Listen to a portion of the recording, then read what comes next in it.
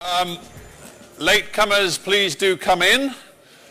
Those who are thinking, oh my God, I haven't escaped, you can escape right now if you need to, but don't unless you have to.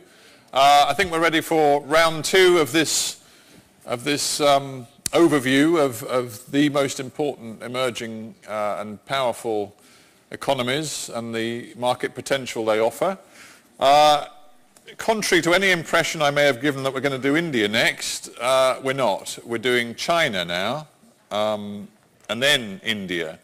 But if you were hoping it was going to be India and now you're appalled, don't worry, we're getting there soon. But it is China. So, ladies and gentlemen, if you're coming in, come in and settle down, and if you're not coming in, withdraw.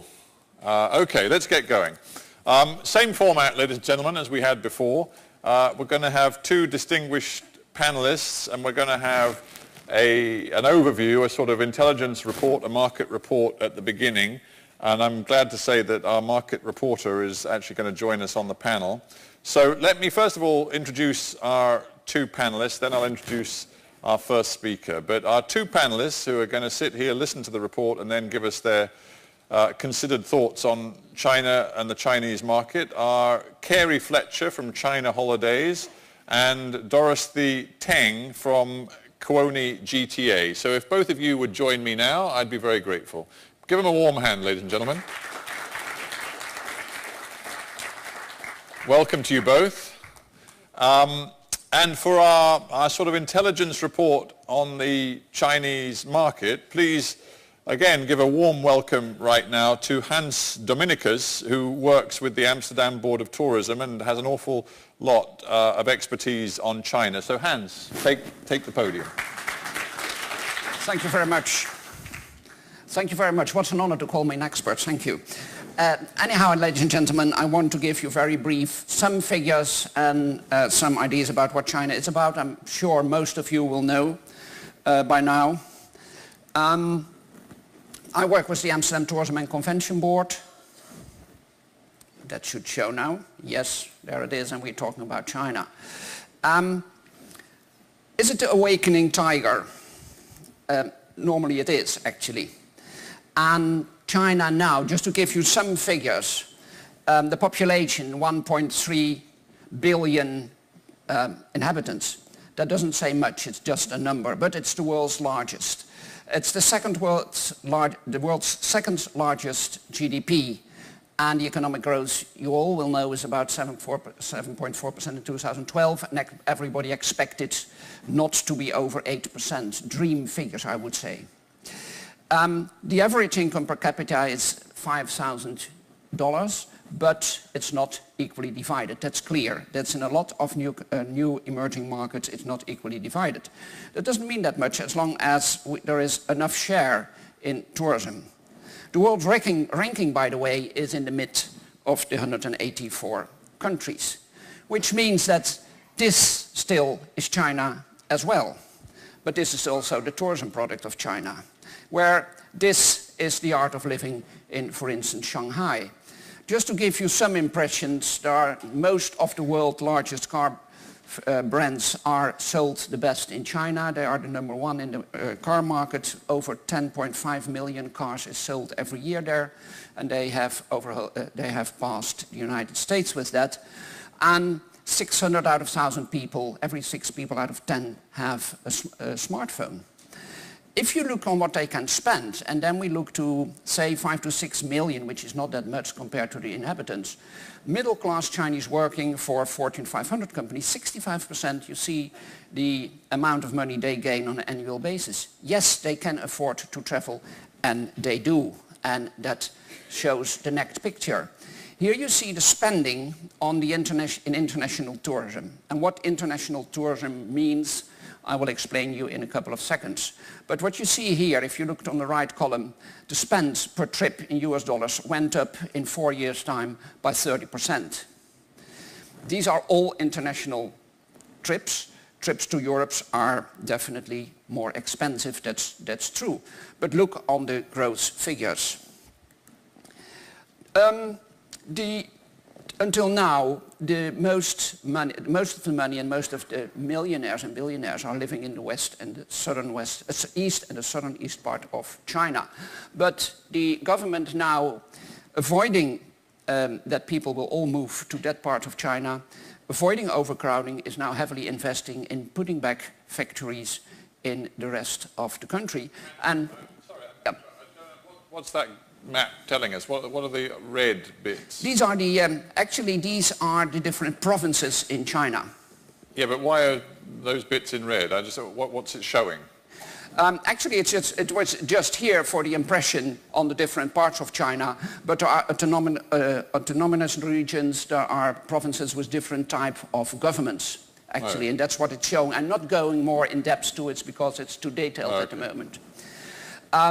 But just to give an impression, if I'm talking about the east and the west, the darker yellow part are most of the time regions which are supervised more than other ones. Nevertheless, China is building 75 new cities, creating 75 new cities in the country in the next decade. That means that the economy and the wealth will be spread more over the country than at the moment. If we look into the age breakdown, because there's a problem in China. People get more healthy, we still have the one-child policy, although it's now weakening. People are getting more children, which is still more expensive. But what you see here is that the youngers are diminishing, and the right column is the expectation for 2022, while the middle part is coming up and the elderly people are coming up heavily. Are that your potential travelers? I doubt, because the middle part are the ones who are employed and gain most of the money. It's the same as in Europe. As soon as they retire, they travel more and they spend less. But yes, there will be an aging problem in China. Are we familiar with the Chinese? Yes, we are. Chinese living in Europe, and here you see the figures. The UK #1 with over 500,000 Chinese inhabitants. And that means that we are more acquainted to the Chinese than we might think. And in a lot of cases, people think that the Chinese culture is different, and it is only partly different. If we look into the number of outbound trips, and now we're coming to the volumes, here you see in the line, you see the annual growth rate. These are some figures from Carey's Future, strategic partners in Sweden. And you see in the bars the Chinese outbound trips in million. Yes, it's raising, but outbound is not only Europe. And what you see here, and that is logical, if you're in China and you do an outbound trip, you're looking first to the nearby markets, where they have the same type of service, where they have the same Asian style. And if you want to do an investment in education or an investment in telling about your experiences, then you go to Europe. It's the same as we go to Africa on a safari. That's something where you say, well, wow, I can tell something at home. And that's the same situation for Europe and China. Bear in mind that for one outbound trip, there are 40 inland trips. It's huge in the home market in China. But you see here that Europe is slightly growing. Now, on the outbound, and you might be aware of this, Macau, Hong Kong are considered to be outbound. So you see that almost 70% stays in Asia. But it's logical. It's logical. The majority of the European inhabitants are staying within Europe. And then you see that Europe has a relatively good market share for the rest by 13%. But what is, the next chart will show that, what might be problematic is that we are losing market share. But mainly that the whole market is booming and Europe has to fight back. And that you see here. Here is that we're losing market share. And that means that we have to do a lot, and I'm quite happy that the European Travel Commission and the European Union has made an agreement last year that they will boost Europe in China. And the other parts outside Asia should also do their efforts to get more intercontinental visitors. Because the awareness is there. And if you look on the expenditure, it is an interesting market. This is the comparison between 2006 and 2010. China went up from the 6th to the 3rd rank and is expected to be closer to the USA or ex aequo in the USA in 2013.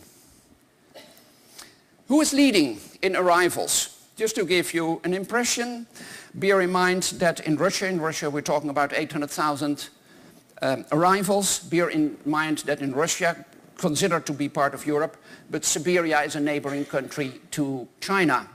And last year when I was in Beijing, I was in the Russian Quarter. It's a whole quarter of the city which is in Russian language with Russian entrepreneurs. And then you see people coming on cheap airline flights from Siberia, which is only 1 hour flight. And then it's logical that you have a large market share there. But the other are impressive as well. I won't touch the point of visa that much, but what you see here, that there is where the UK should be more in a higher rank, there definitely is the problem with visa in and not being in the Schengen area. And that you see here in the fact that the UK is after Holland in this lineup. Air capacity, there is an interesting thing if you look to air capacity, and it's the weekly capacity in one direction. Of course, it's serving both directions. But what you see here is that beyond the fact that it's raising the number of flights on the left-hand side and the number of seats on the right-hand side, but beyond the fact that it's raising, you see that half of the air capacity is on Beijing. And that's interesting, where the wealth is spread around the country and other destinations are interesting and are important as well. So somewhere we have a backlog in destinations at the moment. To close up with is that China, I said, is Chinese that different? No, they're not that different. It's a capitalist country. Only the last 50 years they are communist. But in their heart they are capitalist. They know how to gain money. They know how to build up deals. And they have somewhere the same feeling of humor, which is an important thing as well. But some things in their behavior is different. Losing your face, you shouldn't do that. So that should be avoided. Relationship, and I come back in the next figure to that, is very important. And that means that contracting is differently there. At least that's what I experience. And disagreement avoidance. That's a bit the same as you come to the Queen. You never say no to the Queen. You say, yes, I don't agree. Well, that's the same in China.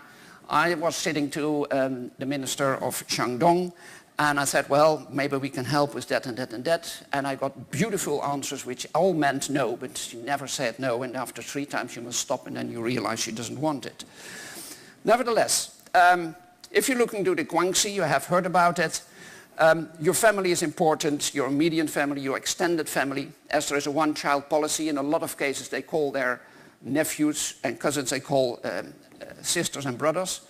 And there is the non-family affiliates. And what you see here, the other circles touching that, are circles where they are in. Now, if you want to enter their network, you should be linked to one of the circles. And that's one of the reasons why in administration or business, etc., if you want to do business, you first sign a contract. And it doesn't say anything. We signed up a contract with a large operator saying that they should do that and that and that, and it never succeeded. But that's not important, because the contract is just a reason to get you into the network. And then afterwards you start negotiating, where in the Western world we do it the other way around. There are some practical issues where they differ. We did, and that's the last part, we did some interesting study with the University of Shandong, University of Shanghai. And that was done by students, and this is the team of students I'm working with. And actually what they did, they asked the young generation, their generation, they did an internet survey and say, well, this was mainly on Holland, but what do you want to spend on a budget in Holland? And then you see that they have a very realistic idea on what a trip will cost. And they also are able to spend that. And then they asked them, how do you want to prefer to travel? And 74% said, I want to travel on my own. I know that a large part of the business is still concentrating on the group travel, but the next boom will be the individual self-guided tour of the Chinese, and just compare it with Japan in the last 2 decades. And another interesting is, what could you hinder traveling to Europe was one of the questions. And the number one, or no, not the number one, the number 2 is time reasons. They now are in the same stress as we don't have time to travel to Europe, we are able to go on a week. And yes, they have not that long holidays, on the other hand they work pretty hard, and you have other priorities which avoids them from traveling a couple of months around the globe at this moment. Economic reasons, 80%, and visa on the third spot, on the third rank. Which means that there are other reasons. Visa is still an issue, isn't a complicated issue, but it is not the only reason why they're not going to travel. That were some experience, ladies and gentlemen, from also my personal experience in China and some economic background. Thank you very much. Thank you. And please join us on the panel here. Well, you know, I suppose it's become commonplace now to talk about the vast potential of China, and Europeans looking for new markets, you know, get very excited about the China option and China's potential. Let me start with you, Dorosthy. What is the one thing you would point to at the moment which is hindering the expansion of the European travel and tourism business inside China right now? I think everyone's in the business knows it's mostly the visa applications, the complications of visa, and even those over the past couple of years, the ADS visa applications has improved, but there's still not enough quotas for the visa applications. And for instance, the Germany or Netherlands, if you apply for a visa, they require you to have a hotel confirmations with the hotel letterhead before they can apply for the visa. Now, quite often, some of the hotels during peak seasons not able to confirm the accommodation, so it delayed the visa application. How many EU countries does that apply to, that particular point about having the hotel confirmation? 3 countries that currently have that in place, which is the Germany, the Netherlands, and Norway, I believe. So, right. Yeah. So, Hans, that's a total nightmare for you, trying to bring Chinese visitors to Amsterdam. Well, to a certain extent, yes. Well, luckily we have the Schengen visa. Yeah, I know, but that you still got to get your Schengen visa, and you still got to go through this rigmarole with the hotels. That's true still, and I realize that's complicated if you are outside the area. Definitely the Dutch embassy is not the number one in hospitality there. You could better do a German or a French visa, I know. And because they are more practical, but the people and inhabitants living in larger cities, they can apply even for an individual visa. Yes, you need to have a hotel reservation, etc. But you can just do it on booking. Is that, you know... You can do it on booking and cancel it again. Right, but I'm imagining, you know, you in pursuit of more Chinese visitors on behalf of your city, you must be doing quite a lot of lobbying to get this system streamlined and improved. Dutch are being known for the practical part. We advise them not to take a Dutch visum, but another visum. Oh, I see. The thing is, it's a complicated issue where at the same time we want the Foreign Affairs to save money. Yeah. So they save the administrative staff on their embassies. And so hang on, I just want to get, because bizarrely, although you represent Amsterdam, you are advising Chinese visitors not to target their visa application in the Netherlands because it's too complicated. It's practical. I mean, they're not well, traveling. Yeah, the danger is they'll say, oh, sod it, I can't be bothered to go to Amsterdam. I've had to apply through France or wherever, and Amsterdam gets knocked off the itinerary. Yes, but at the same time, yes, but that's the practical, well, maybe it's the Dutch way. But bear in mind, what one should realize is that the Chinese are very keen and they know everything how to get there. I mean, if I'm talking to my Chinese students, they say, oh, don't worry, we get everywhere on the internet. We have tricks for that, and we have software for that, and we can everywhere, although everybody is saying everything is blocked. It's not because we use our ways. They have no problem in getting a visa. They complain about the bad service of the Dutch embassy, I'm sorry to say so, and they say, well, we have to wait and blah, blah, blah, blah, blah, but they will find their way. Right. The other thing is if you want to have large numbers. And but they're the tech-savvy younger ones who are at university. Yeah. But, you know, we've just heard from Brazil, but I guess it's true in China too, there's now a middle market of sort of 35 to 55-year-olds who have some money, who can travel, who might not be quite as up for the sophisticated use of internet and everything else to get round the obstacles, and you might not be getting many of them coming to Amsterdam. That's definitely true, and that's definitely true, and if you're outside the larger areas, it's a problem. Yes, it is a problem. Although, what I hear also from other countries, say 60% is smooth, and then maybe with 40% you have problems. Still 40% is a huge problem, but sure. the majority is going smooth and is going fine. And Carey, China Holidays based in the UK, or yes. So you've got a particular problem because you're not even in Schengen. I mean, us, totally. UK, not in Schengen. So even more of a nightmare for you.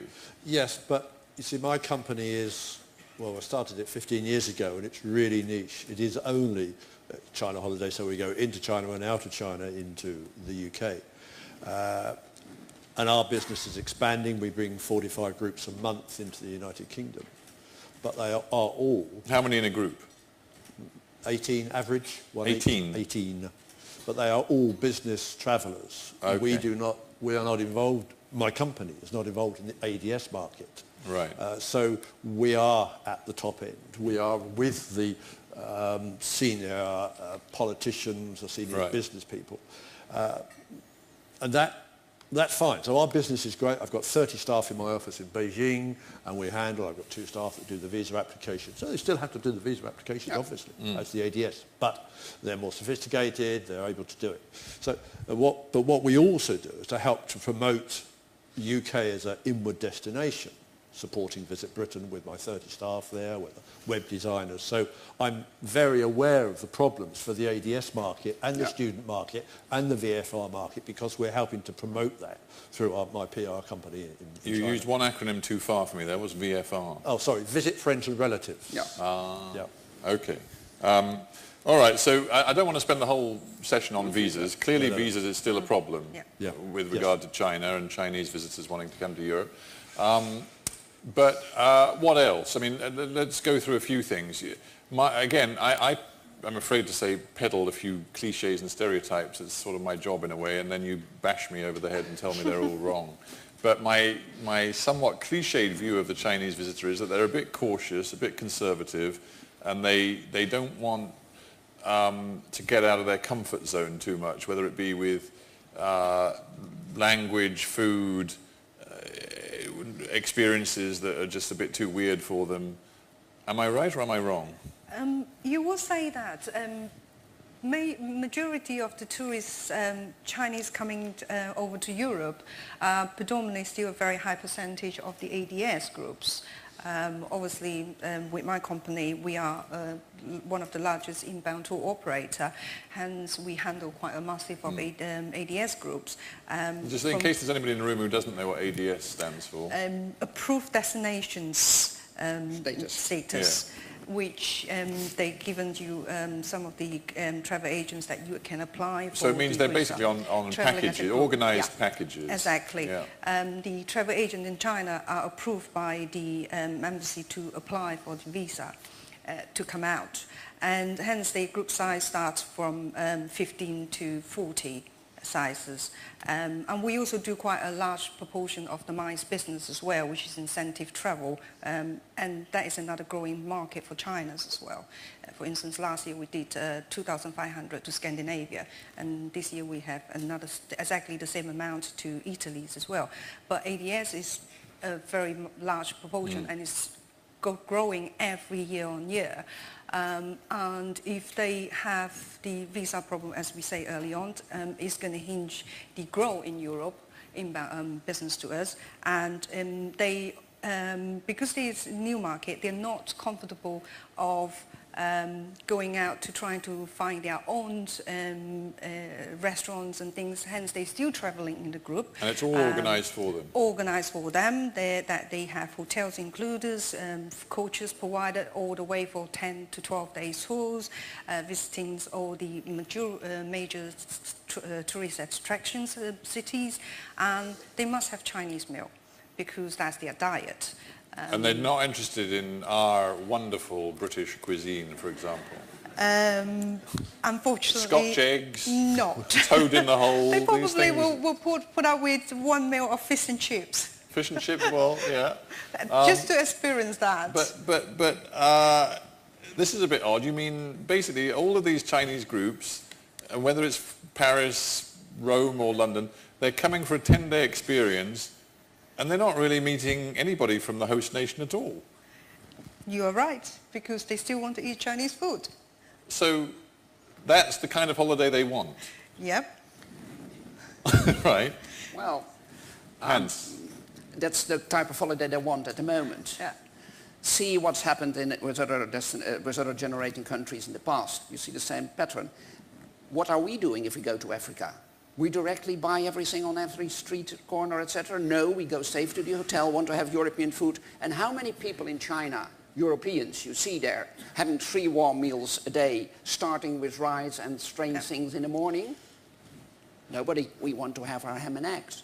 Are we that different? No, we are exactly the same when we're traveling around. And that we should bear in mind. It's totally logical that if you are accustomed to another type of food, that in order to feel comfortable in an environment where so many things are already different, that yes, you want to have, at least that should be the same way. Right, okay. No, I didn't mean to be judgmental. I'm just trying to understand. Okay, so it's highly organized. And again, forgive the cliche, but does it revolve around shopping? Absolutely. Shopping is one of the things that they must do, but you can't push them for shopping. They will ask you, they want to go for shopping. And that's their mentality, but they want shopping, and they are good at shopping. They're good at shopping. Every city they go. What's the difference between a good shopper and a bad shopper? Well, bad shopper, they don't buy anything. Oh, I see. Well, yeah. A good shopper like me, I will buy. Shopping is the cultures of Chinese, and it's also a status thing, because they also in the culture of Chinese that you shop, you're not only shopping for yourself, you're also shopping for your friends and family. You buy gift. It's a status thing that you come to Europe, you then buy some gift and you bring it to your friends and your family and colleague, that you show to them that, you know what, I got money, I traveled to Europe and look what I got you, even though it's key change. But I know there's a great interest in designer labels, but as I understand it, you know, pretty much all these designer labels now have quite an active presence inside China. So, you know, what's the point of going to Bicester Village to buy an Armani handbag when you can buy the very same Armani handbag in cost? It's the cost factors. Is it much cheaper in? It is a lot cheaper here. Yeah, the import tax in China's, and you come to Europe, you go to Bicester Village. Obviously, you buy the goods that's on the discounted prices, and not to forget that you've got VAT refunds as well, which is quite a lot. For them, so therefore the cost become an important factors that they come to Europe, they want to buy designer brand. And designer brand is a very, very important status in China. Stephen, I think the figures are, and Tom would know better and you would know better, but between 40 and 47% cheaper. Yeah. Really? To buy in the UK. They're making a big UK, I only know about UK, so I'm not sure about Europe, but yeah. Than to buy the silver. So any canny tour operator or travel business that's looking to attract the Chinese market has to factor in the shopping experience. The time shopping experience. See, you can't factor in the shopping in the itinerary, right? But you can factor in the shopping times, working with the guide and the tour leaders, because the Chinese do not like to feel that you are pushing them to go to shopping, because they like shopping, even though they wanted to, because they don't want you to feel that you are earning commission out from them. Right, I got you. So in that, sorry to interrupt you. So. Say on our itineraries, and this is similar for the business travellers, although they're not quite so fervent shoppers as the ADS groups, but they still are keen. We would say put in Bicester situation, Blenheim, say 4 hours for Blenheim. And if they're quick, they can do Blenheim in an hour and a half. I see. Which of course gives them then a little bit of time to go to Bicester. I see. Yeah, that's very clever. Oh yes, well it's flexible. But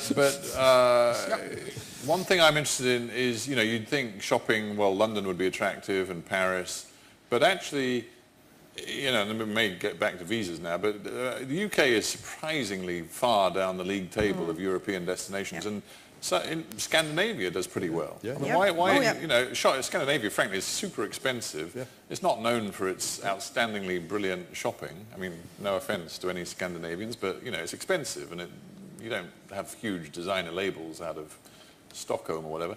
But why is Scandinavia doing better than the UK? Well, because they were in the markets 10 years before we were.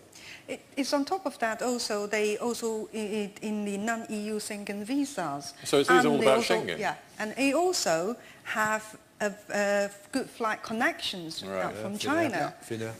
So hence, therefore, they are one of the top 8 destinations. So for Tom there, who I thought was about to run away, but he's running back, you know, and he's got to think about the pan-European perspective on China. He's got a huge problem with visas, but particularly, you know, some countries that aren't in Schengen have got a huge problem. But then he's got a problem trying to improve air links and make air links work better for the Chinese market. And you're all suggesting they're not great at the moment. No. There just isn't the capacity. Yeah. And they don't, as we saw from your slides, I mean, Beijing dominates, whereas Guangzhou down the south, which is a big, wealthy area, particularly for the ADS market, I mean, it's not easy. And what they're building, I think at the moment, 72 new 1 million plus cities, so many of which presumably will have international airports. Oh, 57 new airports or something they're building over the next 10 years, so Yeah, so this is only going to get much, much worse. You're going to have all those potential consumers out there and you just can't get easy access to them. Yes. Absolutely. So what's to be done? Do you want to talk about the third runway now? Or well, I suppose you lot, I mean, you two are firmly in the, we need a new airport, or at least a third and fourth runway at Heathrow immediately, are you? Be a reminder that also has to do with the negotiations that countries do. It's not just tourism. It's what can I get for it? Yeah. You want to have an air slot? Okay, what do we get from you? Yes, but we want to have your tourists. That's not the issue. Do I get investment? You should link, everything should be linked up. And you need your government, and we need the European Union for that to negotiate, and that there is a strong link between both continents, between both areas, and then you have chances. But it's not, I would advise not to do it just on the fact that you can gain money, because that's the issue. It's controlled by the government, and you should have something for the government which is interesting. So it's a complex thing. We cannot solve just in the tourism industry. We need everybody to support that. All right, I'm going to go to questions in just a moment. One more from me. Dorosthy, this is for you, really. Well, a couple of questions. One is, when is the Chinese market going to mature or develop and change so that there is much less emphasis on the organised package, all-encompassing package, these approved destinations, and it is much more about individual Chinese organising their own holidays and being more sort of creative and free in the way they travel to Europe and other destinations? Is that ever going to happen? It will happen. Of course it will happen, because I personally see in my company that's handling the mines business, I'm talking not the ADS business, which is the mines business, it's slightly niche market that they come out, they want to experience different thing, even though they are organized, but they experience a completely different from the ADS. Let's say that each day they will have one local meal where they go to. Like when I was in Stockholm last year for that 2,500 people, they will have one Scandinavian meal, and in Italy they will have the Italian meal.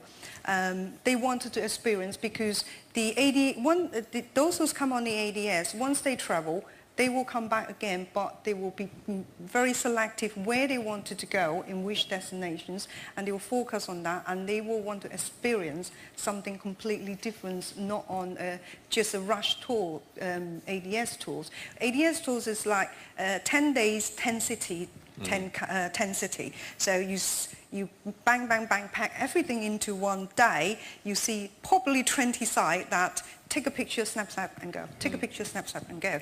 And you're not experiencing anything, it's just a show. But then the other market will start to grow, is those aging about 30 to 40 years old. They are the one who is more exposed to the cultures, the differences, and obviously the access to internet as well, and they're very well educated. They will want more. Right, and finally, you know, Chinese growth is slowing, and also there's potential political tensions rising between the West, the United States, Europeans and China on a whole range of trade issues. There's even talk of possible trade wars. You know, for all of the tour companies that are betting on ever increasing, you know, Chinese tourist numbers coming to the West, Europe, the United States, is it not possible that, first of all, the Chinese economy could go into a serious downturn, and second of all, that politics could intervene and make it much more difficult for the Chinese to look with a positive view at the European market? You know, I'm just wondering whether there's a possibility that we're over-egging the Chinese story a little bit. Yeah, I mean, if I may there, I was just coming to the end of our financial year, I was looking at our figures only this weekend, and our dip this year in our figures was May and June, nothing to do with the Olympics. It was to do with the Dalai Lama visiting the United Kingdom and being entertained by the British government. And, some Chinese responded by saying, well, not, or at least they were advised maybe, or whatever. Well, of course, mine is not the ADS, but mine are the business people who are very, very careful about what they do and being seen, and this would certainly be true in Holland as well. All right. So strange things, which politics does matter. But no question. In the central leader economy, it does matter. And one thing I didn't mention, but that's interesting, as it's all linked up, is studying. We have 400,000 Chinese students in Europe. Australia is very keen, making links up with university, making facilities for Chinese studying there, where Europe is bouncing that more and more and more. And that's very stupid, as these are actually studying abroad is something where you can get a job. The thing is not abroad. There are so many universities of different qualities in China that if you want to be up the mass, you should have a foreign degree, a second foreign degree. That's the reason for studying abroad. It's the same if I'm in Europe and I say, well, I have studied on Harvard. They say, oh, yes, you have a guarantee for a job. A European study or an Australian study is a guarantee for a job. That's why they want to come. But they are the one who bring their family the next time, etc. This is a long-term investment beyond travel. Totally agree. I've totally mishandled the timings because we're out of time, but I can't let this end without having at least a couple of thoughts or questions. Has anybody got something they'd like to chip into the China debate? Gentleman at the back. The behavior of the Chinese travelers as terms of group travel versus family travel. Are they the type of people that likes to travel as a family? They would take their one son or daughter abroad in school holidays and stuff like that, or they prefer to be in a group of their countrymen? Thank you. We don't oversee 5%, maybe 3% of such a group. We do not see in our business, Dorothy will say, any groups whatsoever. Any family groups, because they have to be you're saying you see groups, but you don't see just nuclear families. No. It doesn't happen. It doesn't happen in the UK. I'm not sure about Europe. Right. So it's not really about individual family travel. That will come 10 years' time, maybe. Right. Okay. Well, that's simple. So have you got your hand up there or not? Or am I imagining? No, I'm imagining it. Right. Gentleman at the back. Thinking aloud, if I may, is it an utopia for the European Union as one body to establish a mechanism for visa facilitation in China, etc.? Because if a Chinese has got a visa, why should he or she go again the same process, visiting another European country, or simple things can facilitate travel, and the benefit is for the whole of Europe. Yeah, well, I guess we need a few important ministers and commissioners in the room. If you stand as an MEP, I'll vote for you. No, I hate politics. I hate politics, but I think I'm a rational thinker. And it seems that common sense is a rare commodity nowadays. Absolutely. Common sense and the common market don't always go together. Okay, well, we hear you, sir, but I'm not sure we can do much about it. Right, last one, it's got to be the Madam, and then unfortunately we're going to have to take a quick break. I'm from Prague, and I would like to have a question to Amsterdam.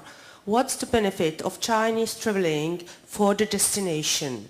They eat Chinese food, they buy international goods, and they might use some of the hotels and one tour operator. So what's the advantage for the destination? Like destination in Central Europe, I mean. Yeah, good question. What's the answer? I will tell you. We think in the same way as the Chinese do, and that's all the investment we do in China and in China as a tourism destination. We cannot count on the couple of bad nights and the money they spend. Then I would directly skip the market. Yeah. But being in the Guangxi, giving business relations, having the fact that Amsterdam wants to attract new businesses, etc. We had, I think, 15, 20 new settlements of Chinese companies in Amsterdam. Yeah. That's the benefit of the destination. So it's beyond just the couple of bad nights they spent. It's beyond that. It's an investment in the future, and it's investment in trade relations, more than just the tourism part. Although technical visits, etc., they are interesting. But the interest in all the cases is on different sectors and not only on tourism. But you're saying it's long term. Yeah, You're admitting there isn't that much short term immediate economic benefit, but it's long term and it's spread around different areas. Right. Okay. Well, that's a very interesting way to end. Thank you for the question. Thank you, panel, for all of the answers. Please give our panel a very warm hand, ladies and gentlemen. Last time I managed to get it wrong, but this time I promise you India is next. So 2 or 3 minutes, we'll do a quick change of microphones and we'll be back with India, ladies and gentlemen.